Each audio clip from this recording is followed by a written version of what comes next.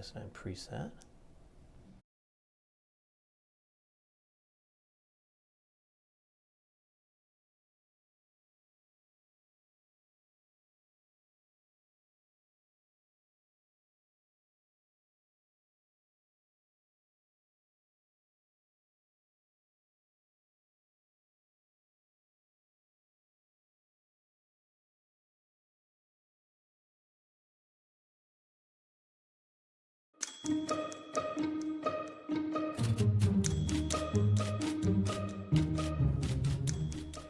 And welcome to Ask Nine. I'm Jim Mertens here with Rebekah Vaughan. You got a bit of sneak peek of us just a little bit ahead of time. I'm still learning the controls. You are, what, 50 years younger than me, so you know this stuff so easily, you and Becky. And I'm so nervous because I got to keep an eye on this machinery here. You're fine. And make sure that everything goes well. As long as the microphones are on and we are streaming buttons are on. And they are? Yeah. So I look okay? You look fantastic. I'm being judged as we continue. How are you? Pretty good. Yeah.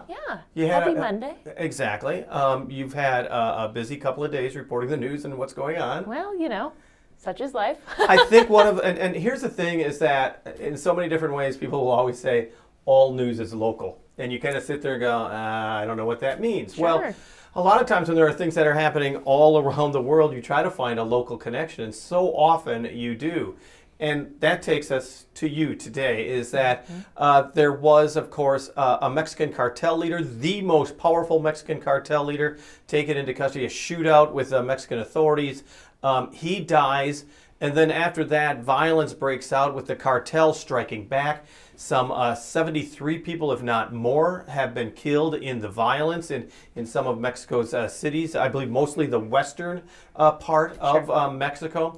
But if you also think about it, the western part of Mexico is also one of those places that is very popular for a tourist destination. So your story today has been pretty much reaction from Iowans that you could find who are either living there or vacationing there, and what they're actually seeing, because we see, of course, some of the violence that's going on. We're being told that people are being told to shelter in place, but we're also being told that Sunday was one day where the violence was really getting out of hand in some areas. Today it's much different. Yeah, so I spoke with a couple of Iowans in Puerto Vallarta, and I mean, it's a big tourist area. We know people in the newsroom who have been there before as going on a vacation type of thing.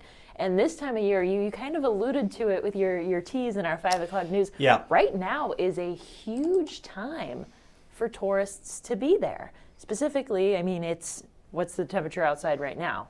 Oh yeah, exactly. When it's only single digits or well under 20, you look down there and the temperatures are very nice. 90 degrees today. Wow. 89, 90 degrees down there. So a lot of people, you know, we joke they're the snowbirds. They're the ones that kind of leave the area to find the warmer temperatures. But it's true. So I found this couple and I was able to talk to them today. And they go down, I think they said for the past 4 years they've been doing it. They've been visiting the area for much longer. The last 4 years consistently, they've been spending February and March there to kind of escape the Midwest winters. And they love the area. Mm-hmm. They love the people. They love, you know, you walk outside and the restaurants are there. I mean, you're right on the beach and the mountains are in the background. You kind of got the best of both worlds down there.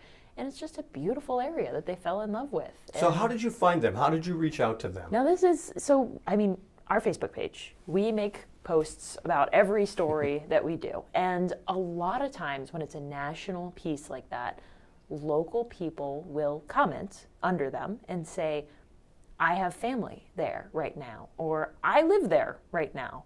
And it's been a wild ride the last 24 hours. So that's how I found the two, well, I spoke with 3 people. Mm-hmm. So I found the 3 people as they had commented under our Facebook post. And I reached out on Facebook and I said, hey, would you be willing to kind of share your experience and what you're witnessing with us? And we hopped on a Zoom call. The beauty of the internet is they're, you know, hours away, same time zone, which surprised me. And we were able to talk and share their experiences. Well, we want to talk a little bit more about their experiences, but let's see the story as it aired, what you put on today, as we took a look, as you said, these three people and what they're experiencing right now. This morning it was eerie. It was just like a ghost town. Patty and Robert Russo live and work near Dubuque, but they typically spend February and March in Mexico's warmer weather. But Sunday, they were told they needed to stay out of the nice weather and go indoors. Sure. Stay inside. Stay in until the area is by the secured window by and military. Don't let people see you. During their brief moments outside, they could see the damage as the cartel retaliated after their leader was killed. And you could see different areas, new smoke that wasn't there before. So- New dark, the dark smoke was Oh, and coming it from, smelled too. yeah, from It the was rubber, from the tires and plastic, et cetera, from the vehicles. Shops and roads were closed. Flights were canceled. The scariest thing is stray bullets and things where there's fighting between cartel and government and security forces, trying to regain control and get control of the economy. And what they're doing is shutting down the economy for a day or sometimes two. Josh Starrett was born and raised in Cedar Rapids, but has lived in the Puerto Vallarta area on and off for the last 10 years. He said by Monday afternoon, life was starting to return to normal. And so people are getting back to normal. Restaurants aren't really open yet, right? It's still pretty quiet today, actually, but there are cars on the street again. People are walking in the street again. He does say, though, it may take about a week for everything to fully settle.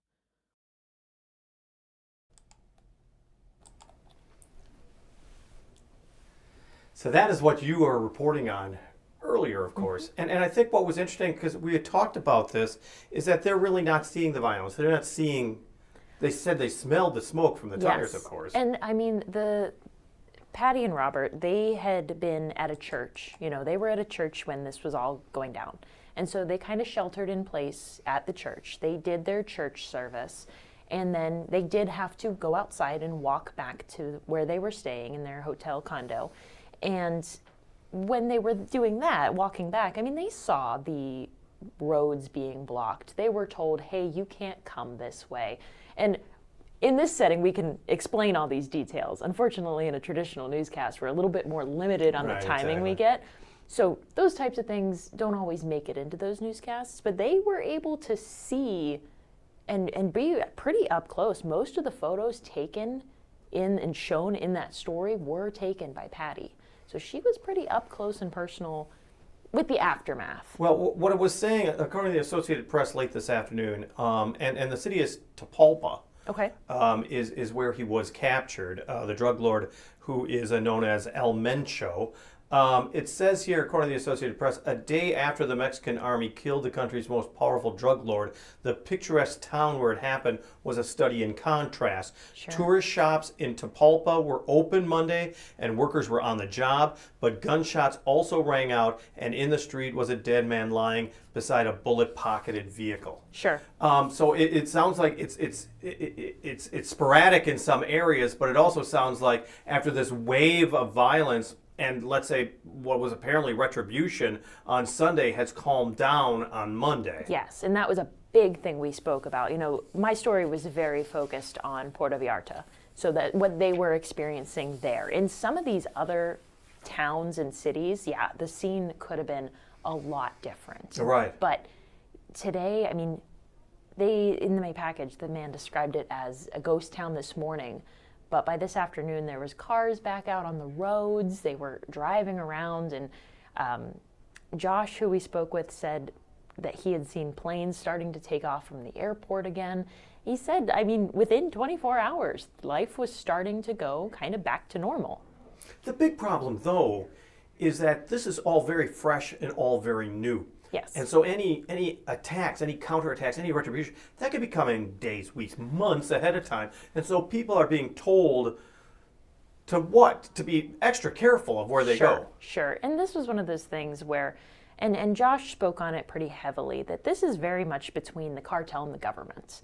And that the civilians, maybe tourists from Canada, America, the United States, they are relatively safe. I mean, he mentions that possibly being caught in the crossfire if something were to, but they are not the ones being targeted.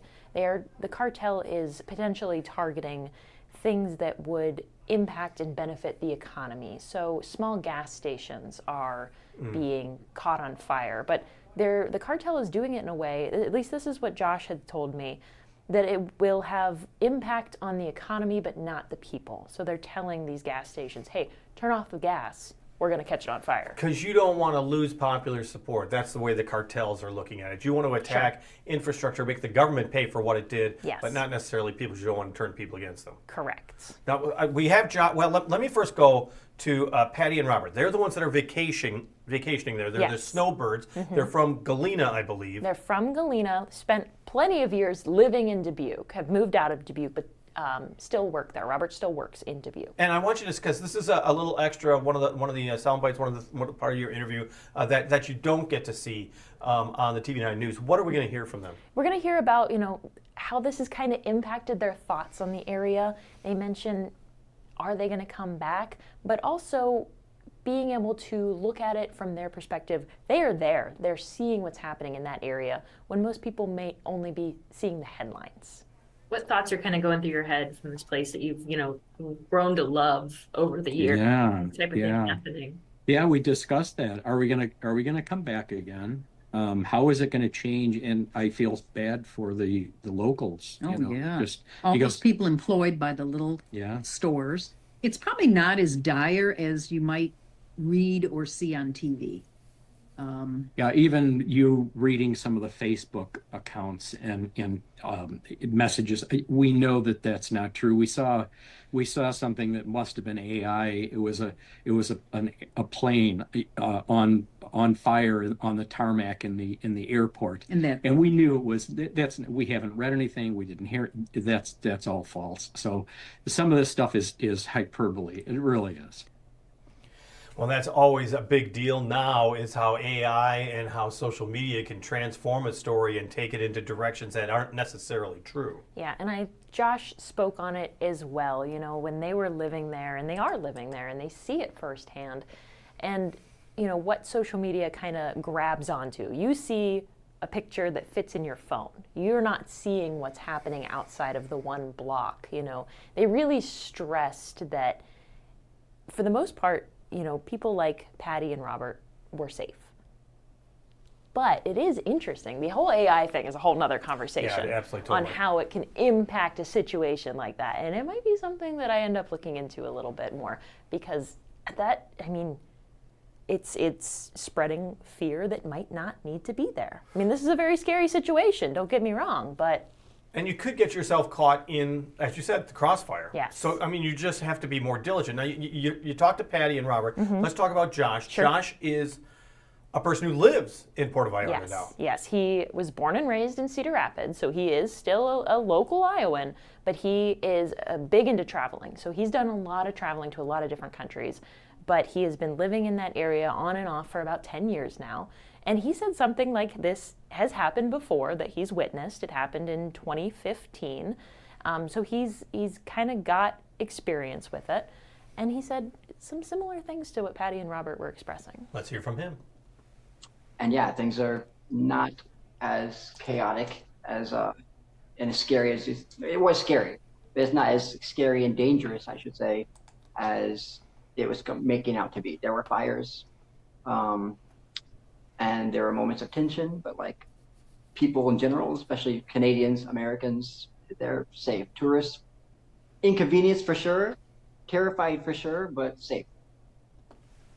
But safe. That's what he's pointing out. Once again, the U.S. Embassy said via X, once again, and that's a great place if you're trying to get information, if you're heading south, or if you have travel plans to Mexico, is to go to the U.S. Embassy's website, or the U.S. Embassy on X or Facebook, one of those type of official places that disseminates information. That is your best bet if you want to know more. But anyhow, the U.S. Embassy said on X that its personnel in 8 cities would shelter in place and work remotely today, and it warned U.S. citizens in many parts of Mexico to do the same. But once again, we're saying that is the way it was unfolding earlier today, and you're thinking that maybe travel restrictions, depending upon what happens in the hours and days ahead, may ease up a bit. No, they could. And Josh had even mentioned he bets everything is back to normal by the end of the week, which I thought was a very interesting thing.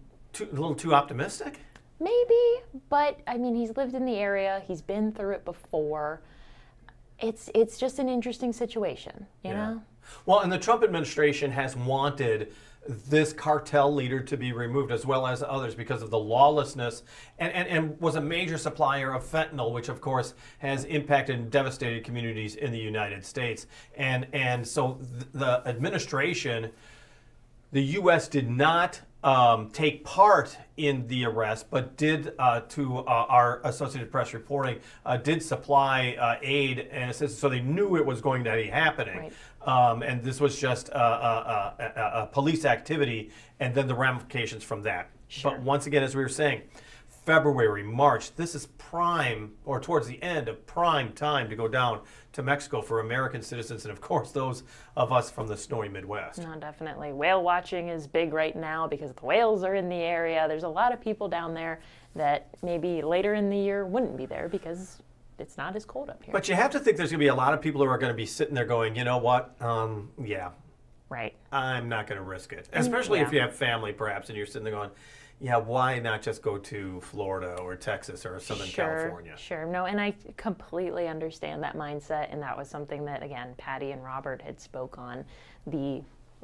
What's going to happen next year? Will we come back? It's going to have to be something they think about because, they mentioned they've never experienced something like this in the time that they have been down there. So it's just going to have to be something they think about. And of course, there's flashpoints around the world at all times. And so, when it's travel, it's always traveler beware. Yes. So often, other countries just welcome you coming because of these situations drive so many people away. And oftentimes, I don't know, it's just more welcoming towards Americans because they so badly want you there. Right. And when something like this happens, again, you'd mentioned the embassies putting out that information of just, be aware when something like this happens. That's the best thing you can do. Yeah, absolutely. And we want to thank you all the time for bringing in your questions. And you have a question, just ask 9. You can message KCRG on Facebook or email us. And of course, we thank Rebekah for joining us, and you can watch her stories tonight. But for now, thanks so much for joining us for Ask 9.